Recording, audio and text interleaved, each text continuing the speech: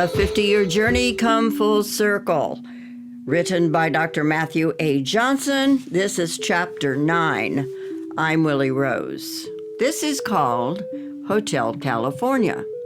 One of my favorite songs in my youth was Hotel California, produced and performed by the Eagles in 1977. Let's face it, the 1960s, 1970s, and 1980s created some of the best music known to mankind. I love the Facebook meme that says, "I may be old, but we had all the best music." Well, it's true. We did. Hotel California was an instant classic that will never be outdone by today's music artists.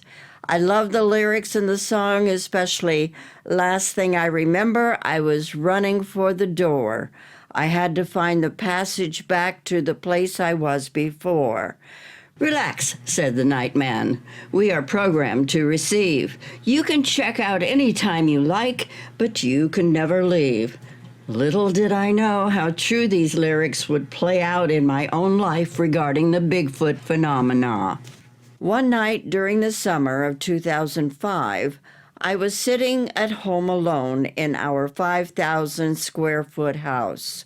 The home was situated on 2½ acres on the Rogue River, 3 miles east of Grants Pass, Oregon. My wife was in Texas visiting her family and friends. I was watching a show on the large flat screen TV in the living room. Both Spencer, an Irish wolfhound, and Sophie, a chocolate Labrador, were sleeping on the floor right next to me. Suddenly, both Spencer and Sophie jumped up on their feet from a sound sleep and began ferociously barking at something standing at the doorway from the living room to the foyer. The only problem was that I couldn't see anything at all. I told them to be quiet and stop barking. They continued to bark ferociously. I had never seen them kick into such a defensive posture before. Normally, they were both very mellow dogs and seldom ever barked at anything. No matter what I tried, they wouldn't stop barking. I threw a pillow at them. I yelled at them, and I even swatted Spencer in the butt. They kept on barking at something standing in the foyer that I couldn't see. Just as suddenly as they began to bark, they stopped. They looked confused and came over to me right away looking for reassurance and praise. They acted like they had just put their lives on the line to protect me. They wanted to hear that they did a good job and that they were good dogs. I sang their praises, loved on them, and petted them nonstop. While I was thanking the dogs for being so protective, I was puzzled by the fact that they both woke up from a deep sleep, barked ferociously at something that they both could see, and yet I couldn't see it at all. Very puzzling. Thanks to the pause button on the DVR, I was able to resume my show and finish it. About a half hour later, I walked from the living room through the foyer into the kitchen for a snack. Then I sat down at the computer on the other side of the kitchen and began to surf the internet. About an hour later, I heard 3 loud knocks at the front door. I wondered who it could be because I didn't see any cars drive through the locked gate and onto our fenced property. I went to the front door, turned on the porch light, and was met by absolutely nobody. There was no one there. I closed the front door and returned to sitting in front of the computer. The funny thing was that I was surfing the internet looking up information about the latest Bigfoot stuff online. Yes, I had missed being out in the field and wanted to see what was going on. About a half hour later, I heard 3 loud knocks at the front door. Once again, I was puzzled because I didn't see any cars drive through our locked gate. I opened up the front door and no one was there. I returned to the computer again, sat down, began to surf online, and the 3 knocks came to the front door for the 3rd time. This time, I ran to the front door, opened it up anticipating that no one would be there, and ran around the front yard conducting a perimeter sweep of our fenced yard. I was going to find those kids who snuck onto our property and nail their butts for pranking me. The only problem was that the gate was secured and I never found anyone on our property. Neither did our 2 dogs, Spencer and Sophie. I was very perplexed by the events of the evening, but the fun wasn't over yet. Just after I entered the home with the 2 dogs, closed the front door, and made it back into the kitchen, we all heard an incredibly loud noise that sounded like something really big was crashing down on the ground and exploding. The dogs began to bark uncontrollably. I grabbed the flashlight again and returned to the front yard. I found absolutely nothing. We extended our sweep to the backyard. We started walking down the hill down toward the Rogue River, and that's when we found the very tall tree that fell over away from the river and in the direction of the house. I walked back inside the house with Spencer and Sophie and sat down in the living room. I called up my wife. I told her that I wasn't crazy and please listen to everything that I had to share before passing judgment. She listened to everything and asked me, "What do you think it is?" Something is obviously trying to get your attention. The question is who or what? After we hung up, I sat there alone in the living room with the 2 dogs and thought about her questions. Who or what is trying to get my attention? The next day, I went to work at my private practice office. When I was done seeing my last client, I walked out of the office, locked down the front door, and walked around the corner of the building and across the parking lot to my car. While doing so, I swore that I saw a Bigfoot standing by one of the trees next to the building. I saw the same thing the next 2 nights as I walked to my car. Finally, on the last weeknight, I locked the front door of my office and walked around the other side of the building to get to my car. As I walked by the building, I swore that I saw the same Bigfoot standing by a tree on the side of the building. It was like he knew that I was going to switch sides of the building that I chose to exit in order to reach my car. I began to question my own sanity. However, the dogs barking ferociously in the living room happened. The knocks at the front door happened. The tree pushed over in the backyard happened. Finally, I was actually seeing a Bigfoot every time I left my office to go to my car in the back parking lot. Therefore, I decided to outwit the Bigfoot and started parking my car in the front of the building. I would walk by Dr. York's old office that he occupied prior to his death. I said out loud as I walked by his office, "Where are you when I need you, Bill? I don't know what's going on, but I really wish I could talk with you right now." About 6 months later, a friend and I were standing on the front porch of our home late at night. He was about to leave when we heard a very loud, blood-curdling scream come from the mountaintop across the Rogue River Highway. We turned and looked at each other. Kevin said, "That's a Sasquatch. I guarantee you 100% that's a Sasquatch." I said, "I agree with you. I don't think they're willing to let go of me quite yet. I'm not sure why, but I think they want me back out in the woods." Kevin agreed with me. A couple of days later, I was walking on a trail adjacent to the Rogue River Highway. I was simply out getting some exercise and wanted some alone time. As I was walking along the trail in the woods, I felt like I was being watched. My 6th sense was kicking in very strongly, As I continued to walk, I smelled the pungent smell once again. I hadn't smelled the smell since my family's trek up the mountainside above the Oregon Caves National Monument Park. I stopped and started looking up the mountainside through the trees and brush. After about 2 minutes of searching, that's when I saw the Bigfoot standing between two trees. It was as if he wanted me to see him. I said, "Will you please leave me alone? I'm done with you guys." I threw the towel in a while ago. I turned and walked away toward home.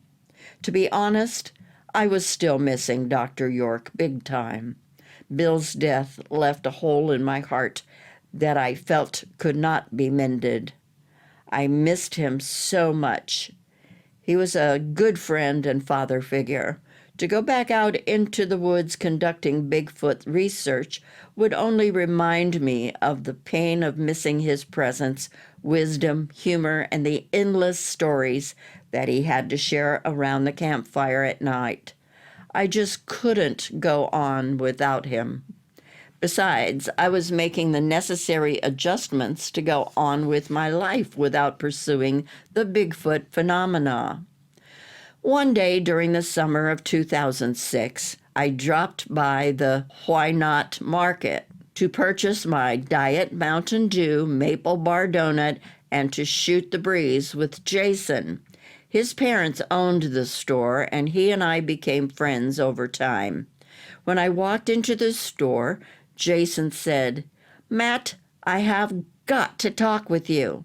He sounded desperate, and I was preparing to put on my psychologist's cap when all of a sudden he started talking about Bigfoot stuff. I thought to myself, "Oh no, here we go again." Jason shared with me about how he grew up in a home at the base of a mountain in rural Grants Pass, Oregon. As a boy, he spent countless hours and days playing by himself or with his friends up on the mountain. Recently, he went back up on the mountain for old time's sake. He wanted to revisit some of his childhood play areas and hiding spots. Then he told me that when he visited the hidden pond, he found some very large Bigfoot tracks right next to it in the mud. He wanted me to go up the mountainside and check them out. I said, "Thanks, Jason, but I'm done with Bigfoot research. I don't want to go out there anymore looking for the big hairy guy." Jason responded, "But Matt, you have got to see these foot tracks. They're huge and they're perfect." We argued back and forth in a very friendly manner until Jason managed to break through my wall and secure my compliance to his request. 2 days later, I showed up on his front porch at the base of the mountain. The directions he gave me were good, and the scenery was beautiful. I rang the doorbell, and he answered it about a minute later. He appeared to be so happy that I followed through on my promise to show up. He started to give me directions about how to go up the mountainside and where to find the hidden pond. I said, "Wait a second, Jason. Aren't you going to take me up the mountain and show me where the pond and tracks are?" He said, "Are you kidding? I don't want to go up there with that thing running around up there." I laughed and said, "Jason, you're kidding me, right?" He responded, "No, Matt, I'm not kidding you. Please go up there, check out the tracks, and let me know what you think." I drove up the mountainside on a quasi-road that cut through other people's properties. I went up as far as I could before I ran into a roadblock that prevented me from reaching the logging road. However, I was prepared for the roadblock because Jason told me it would be there. At least I knew that I was in the right spot. My 2 younger kids, ages 11 and 13, came along with me for the ride. They hadn't been out in the woods in a long time and wanted to go on an adventure. They also wanted to see the tracks on the side of the hidden pond. We walked down the logging road about 100 yards as directed by Jason until we reached the bend of the road. It was at that point that Jason said we were to cut into the woods on the left side of the road and we would discover a pond about 50 feet or so off of the logging road. Just as Jason predicted, we found the pond. It was beautiful, surrounded by trees and full of fairly clear water. We walked up to the edge of the pond, and my kids pointed out the 2 very large human-like footprints in the mud. They were approximately 22 inches long. It looked like a Bigfoot had walked up to the edge of the pond, squatted down, and drank some water. All 3 of us were excited. However, we were not able to cast the 2 tracks because they were partially submerged in the water at the edge of the pond. We turned and looked back towards the hill, and I saw a set of tracks walking away from the pond. I found a perfect track to start casting. While we were working on filling the large foot impression with the plaster of Paris that I mixed together, the 3 of us suddenly heard a very low, loud, mammal-like, guttural growl coming from the other side of the knoll, only about 50 feet away from us. I put my casting equipment down on the ground and started walking toward the knoll. My daughter whispered to me rather loudly, "Dad, Dad, what are you doing?"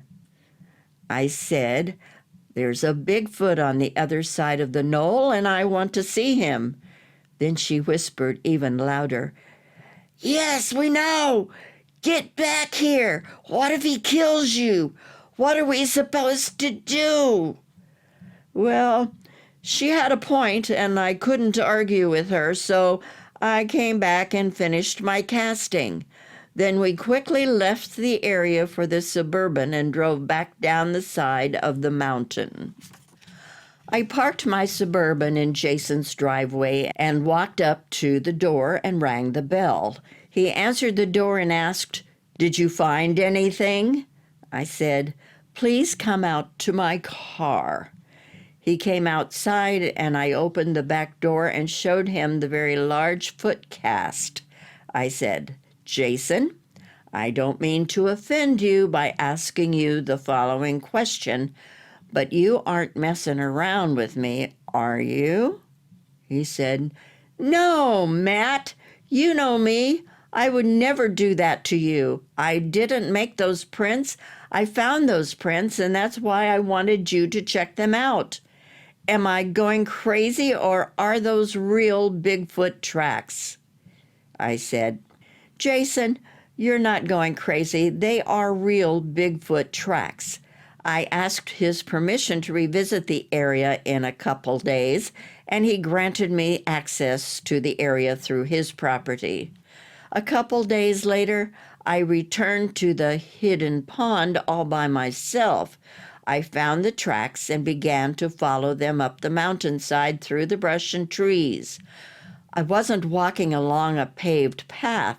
I was climbing over the top of fallen trees, ducking under branches, walking around thorny bushes, and trying my best to stay on the right path, following the tracks up the mountainside.